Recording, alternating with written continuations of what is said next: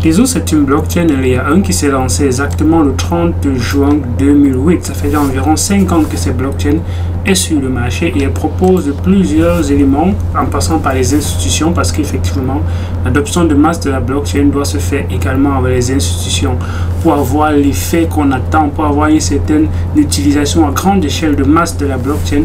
Ça ne peut pas se faire sans les institutions. Et du coup, Tezos est allé dans le sens de designer une blockchain qui va également être institution friendly pour les institutions, gouvernée par le peuple, avec une énergie efficiente, avec la preuve d'enjeu, le proof of stake, qui font partie des premières blockchains qui ont implémenté ce mécanisme-là. Les smart contracts pour permettre de faire en sorte qu'on développe des applications, des services au-dessus de la blockchain. Donc tout ce qu'on voit, PancakeSwap, Venus et tout ça, NFT, il y a également ça sur la blockchain de Tezos. Et avec effectivement la scalabilité pour permettre encore d'être plus rapide et engendrer beaucoup d'autres applications au-dessus de sa blockchain. Mais quand on regarde le prix de Tezos, on peut se demander, mais Tezos, qu'est-ce qui se passe? Et pour rappel, j'ai déjà fait une petite vidéo, un petit tweet qui était un peu amusant pour dire Tezos est devenu un stablecoin. Et quand on regarde, effectivement, c'est vrai. S'il fallait conserver de la valeur depuis cette année et que quelqu'un était dans Tezos, il aurait moins perdu, il aurait peut-être moins de pertes par rapport à d'autres crypto-monnaies qui ont perdu beaucoup plus comparé au Tezos. Donc c'est à un moment donné devenu soit des stablecoins, sa valeur est à $1, mais bon, c'est pas ça le but de ces vidéos. Le but de ces vidéos, c'est de voir les éléments métriques qui peuvent te permettre de comprendre si Tezos est encore un bon projet, s'ils ont des avancées, s'ils ont une adoption, s'ils ont une utilisation. Ne reste qu'à la fin de cette vidéo. Si tu vas aller loin dans les crypto-monnaies, si tu veux connaître cet écosystème, tu as besoin d'une formation, et je mets sur pied des formations pour te permettre d'acquérir cette connaissance-là. Cette connaissance va te permettre d'aller encore plus rapidement avec l'expérience que j'ai, avec un bon résultat de personnes aussi, pour te permettre encore d'avancer. Donc c'est sur formation.elvisconjo.com et tu vas cliquer sur cours. Et quand tu cliques sur cours, tu vas voir plein de cours ici. Il y a certains qui sont gratuits, comme la base des crypto-monnaies, découvrir comment se passe la blockchain, les monnaies numériques. Là c'est gratuit, tu peux déjà les prendre. Si tu veux encore aller plus loin, il y a des cours qui vont avoir un programme assez dense pour te permettre de comprendre cela, l'introduction à la blockchain, les fondamentaux, qu'est-ce qui se cache, l'historique, l'écosystème des crypto-monnaies, qu'est-ce qu'il y a dans cet écosystème. C'est assez vaste, la finance décentralisée, comment ça fonctionne, quelles sont les stratégies qu'on peut mettre en place, le DIO, comment on fait cela, les stratégies et comment est-ce qu'on les applique, les bases du trading, les NFT, les métaverses, ainsi de suite. Donc c'est une formation qui est assez dense, elle est à $120 et elle inclut aussi un suivi avec les signaux, avec les pépites. Mais si tu veux simplement les cours qui sont donc comme ça, c'est 67 vidéos là que tu peux prendre, tu peux la prendre maintenant à $80 tout simplement. Donc si tu veux simplement les vidéos qui sont assez riches, bien évidemment, j'ai des retours des personnes qui ont pris uniquement les vidéos mais ils n'ont même plus besoin de suivi parce que effectivement il y a déjà tout dans les formations vidéo. Mais si tu veux les mises à jour régulières avec les pépites qu'on va analyser régulièrement, là je te conseille de prendre le pack complet à $120. C'est en promotion maintenant et ça va partir très vite. Donc je serais ravi de te revoir de l'autre côté. Inscris-toi simplement ici et tu peux acheter avec la crypto-monnaie. Si tu veux payer avec le fiat, bien la carte, tu me fais signe dans mon lien qui est également en description de cette vidéo. Quand on regarde ce rapport on-chain et off-chain de la plateforme Messari, on peut comprendre un bon nombre d'éléments dont on va décortiquer tout au long de cette vidéo. Les éléments métriques au niveau de la circulation du market cap, vous savez très bien, le market cap, c'est l'élément de deux facteurs, la quantité en circulation et le prix. C'est ça qui fait le market cap. Donc, on ne peut pas espérer que le market cap soit le même maintenant par rapport à 2022 parce qu'on sait très bien que le marché a plombé. Donc, si on essaie de regarder le marché, rien que petite analyse en un an, on a presque 50% de perte. Ça veut dire que le marché ici, la capitalisation doit également subir un truc de 54% de différence et c'est tout à fait normal. Le circulate supply, il y a une augmentation de 1%, ça fait 1% d'inflation, ce qui n'est pas beaucoup comparé à d'autres blockchains qui ont les 5% d'inflation, les 6% d'inflation. On est dans une blockchain qui est à 1% d'inflation annuelle, ce qui n'est pas ce qui est justement très intéressant. Les revenus On a aussi ici 121 millions, ça c'est les 121 000 de revenus.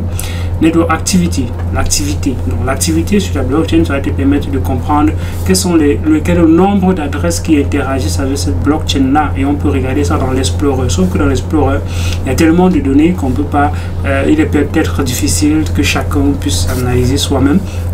Mais qu'on essaye de voir, il y a au total, il y avait 374 000 en 2022 et là on est à 306 000. Donc c'est presque stable, une différence de 1%, c'est pas beaucoup.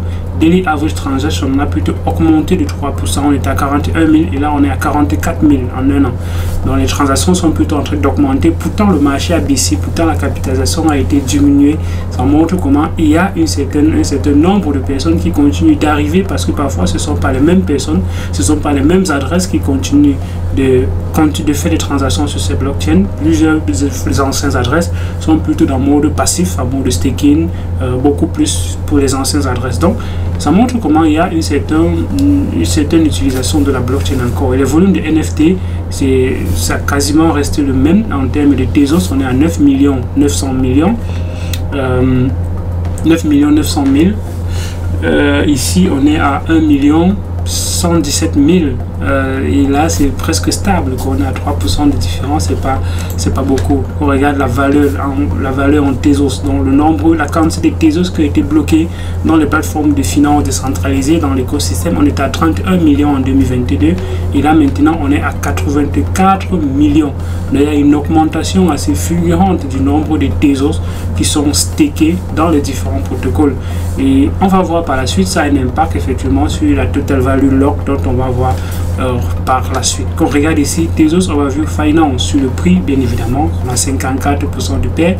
Supply Minter, donc c'est pas trop intéressant. On va aller plutôt ici plus bas en disant, regardons bien, Tezos a implémenté plusieurs mécanismes de burn et ces mécanismes de burn là ont eu un impact très significatif sur la quantité de la crypto-monnaie qui a été mise en circulation. Vous voyez, donc il y a des mécanismes de burn qui ont affecté cette quantité là, qui ont diminué la quantité et c'est pour ça qu'on peut observer qu'il y a effectivement ce nombre là.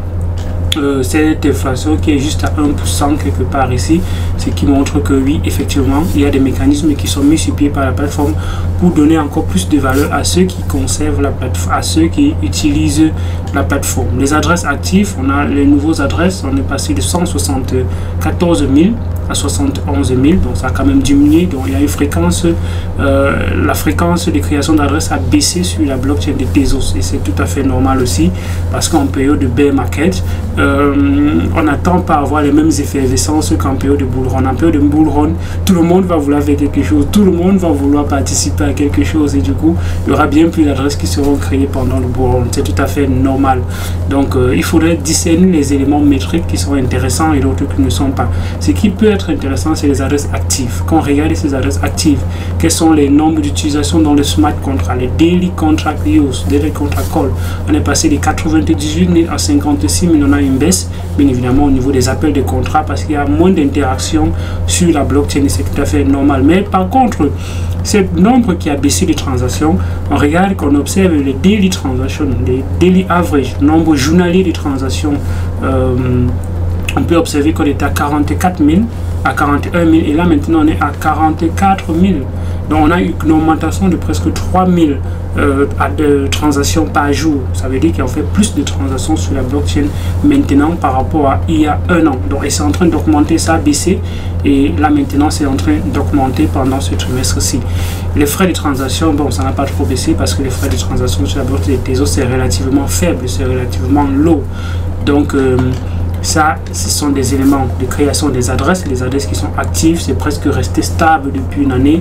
On est de 350 000, là on est autour de 300 000. Donc c'est resté quasiment stable et c'est une bonne performance pour un projet qui n'est pas aussi adopté que ça parce qu'on ne parle pas de très grande quantité de total value lock, mais qui se positionne également parmi quand même les top projets dans cet écosystème. Il est aujourd'hui à la 41e position, quelque chose de ce genre.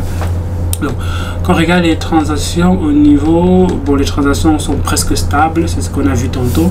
Donc, il y a effectivement presque les mêmes interactions, même quantité d'interactions avec la blockchain en cette période ici par rapport à il y a un an quand le prix était encore plus intéressant. Parce que quand le prix est intéressant d'une crypto-monnaie, ben, c'est clair que les gens veulent faire des trucs avec, ils veulent gagner plus.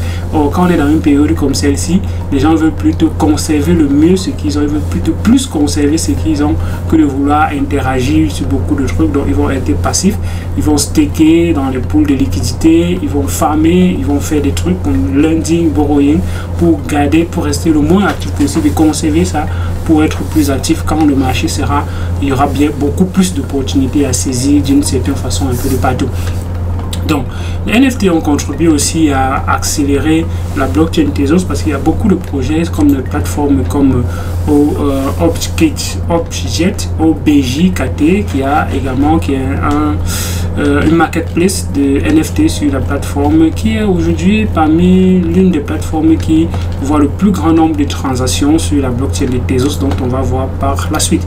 La quantité bloquée de Tezos de 31 000 à 84 000, comme je disais tantôt, c'est assez intéressant ce nombre-là. Donc plus de personnes sont en train de conserver les Tezos sur la blockchain, plus de personnes sont en train de vouloir plutôt avoir quelque chose de passif sur la blockchain et ça c'est plutôt intéressant. La value log c'est normal parce qu'on évalue le prix, donc même si on a 1 et qu'on a 1.5, si le prix a été divisé par 2, 1.5 va valoir moins que 1, donc c'est aussi simple à comprendre que ça. Les gaming utilisateurs, il y a une baisse bien évidemment. Les NFT trader, il y a effectivement une baisse. Les NFT sell en volume NFT, mais il y a beaucoup plus de volume quand on regarde, bon pas beaucoup plus mais c'est plutôt statique. On était à 9 point quelque chose de millions et là on est à 9.17 millions, c'est presque statique. NFT sell volume, bon au niveau des prix, c'est parce qu'on évalue en dollars, c'est normal que ce soit beaucoup plus petit. Quelles sont les plateformes où il y a le plus de transactions sur la blockchain de Tezos? On a la plateforme dont j'ai montré tantôt pour les NFT, on a FXH, on a Rick and Hunt, on a Plenty, vous connaissez le protocole Plenty qui est un protocole de finance décentralisé de lending, on a QP qui est l'exchange sur la plateforme de Tezos et bien d'autres comme ça, mais majoritairement ce sont les NFT comme je disais tantôt qui ont drainé beaucoup de volume sur la plateforme et beaucoup de transactions viennent justement de cette plateforme ici avec les NFT qui sont en boom sur la plateforme. Le price de NFT, NFT sell peak, donc ça a plutôt augmenté de 2021, 2022. Là maintenant, oui, effectivement, on est plutôt en hausse quand on regarde ici au niveau des partenaires, partnership, Jumpstart, Gaming, Activity, ça a drastiquement chuté, effectivement, c'est normal, parce que quand on est dans une période ici, si on n'est pas assez résilient, si on n'est pas assez constructif, on va plutôt, bon, peut-être lâcher prise, et c'est comme ça que plusieurs projets vont plutôt jeter l'éponge pendant cette période ici. Mais au niveau des Tezos bloqués, on voit qu'il y a plutôt une augmentation, une accrue, donc plus de personnes sont en train de solliciter la blockchain avec leurs Tezos pour pouvoir avoir quelques petits revenus sur la plateforme. Ok, au niveau des TVL, on va voir que la plateforme Sirius, c'est la plateforme qui a le plus, en fait, qui a un nombre considérable de NFT, suivi de Youth, qui vient aujourd'hui là avec beaucoup plus de liquidité sur la blockchain de Tezos. Donc, on atteint autour de 100 millions de dollars de Tezos de quantité bloquée au total sur la plateforme, et qui est plutôt cool, c'est quand même pas mal. Il y a plein de blockchains qui n'ont pas 100 millions de dollars bloqués sur la plateforme dans le protocole de finances décentralisé.